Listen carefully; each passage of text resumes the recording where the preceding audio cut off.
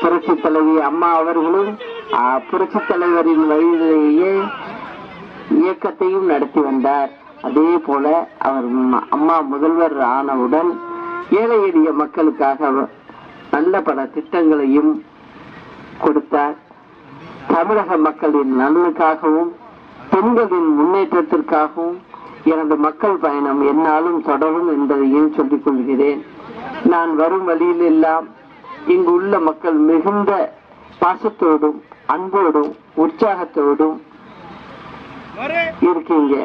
அதே போல இப்ப தலையத்துல நான் உங்கள்கிட்ட பேசும்போது மணி 11 ஆகுது. இந்த நேரத்திலையும் அவளை அன்போடு என்னை வரவேற்று நீங்க உபசரிச்சதுக்கு எனக்கு ரொம்ப மகிழ்ச்சியா இருக்கு.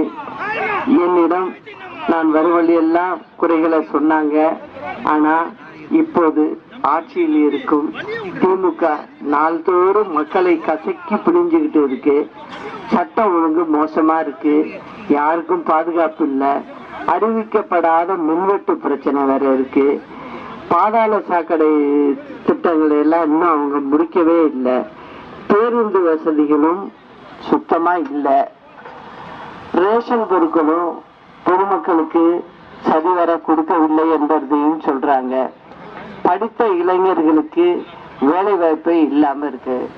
இதற்கெல்லாம் வரும் 2026 சட்டமன்ற தேர்தலில் நல்ல தீர்வு கிடைத்துவிடும். அம்மாவின் ஆட்சியை கொண்டு வராமல் நான் ஓய மாட்டேன். கழக தொண்டர்கள் யாரும் கலங்க வேண்டாம். நாம் ஒற்றுமையுடன் இருந்தால் யாராலும் நம்மை வீழ்த்த முடியாது. நம் இருவரும் தலைவர்களின் எண்ணத்தை நிறைவேற்ற வேண்டும்.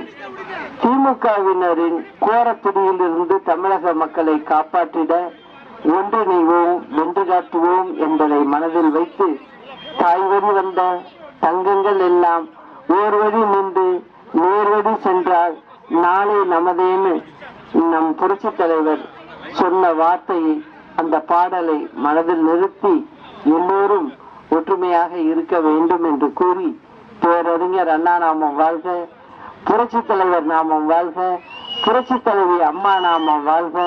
நன்றி, வணக்கம்.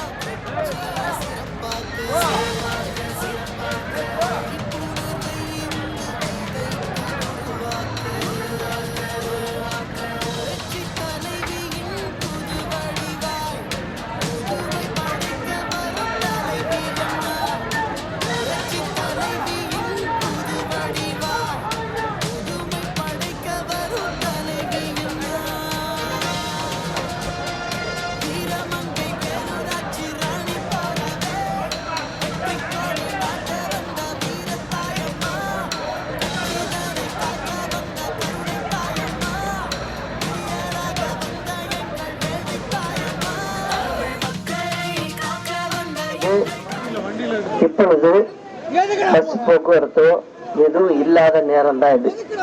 இரவு 11:30 மணி. இந்த இடத்தில் என்னை பார்ப்பதற்காக இங்கு இருந்த தொண்டர்களையும் பொதுமக்களையும் துறையினர் விரட்டுவதாக சொன்னார்கள்.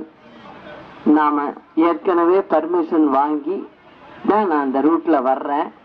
அதனால இந்த மாதிரி வேலைகளை திமுக காரவங்களுடைய பிரஷருக்காக காவல்துறையினர் இந்த மாதிரி நடந்துக்க வேணாங்கிறத நான் அன்போடு சொல்லிக்கிறேன்.